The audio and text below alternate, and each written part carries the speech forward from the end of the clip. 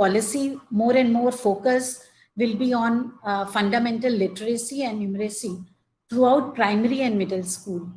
It requires books aligned with learning outcome as expressed in new NEP, and a robust system of continuous formative adaptive assessment.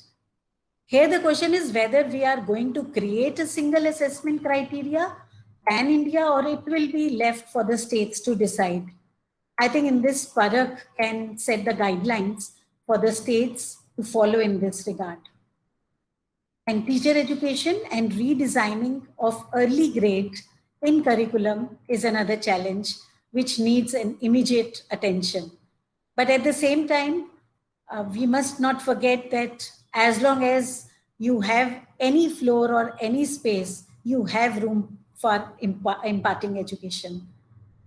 And a large number of students fall back with the first few weeks of grade 1, which I was talking about in the beginning, that to make the students school ready at interim 3 months play-based school primary module consisting of alphabet, sounds, words, colors, shapes, numbers, which will be prepared involving parents and peer by NCERT and SCERT.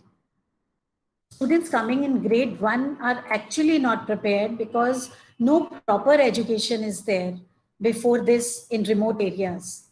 So this is the reason that 3-month module is prepared for them. So you can use it if you want. We have to explain to parents first that if his child is not ready for grade 1, so they can adopt this 3-month course, which is very important.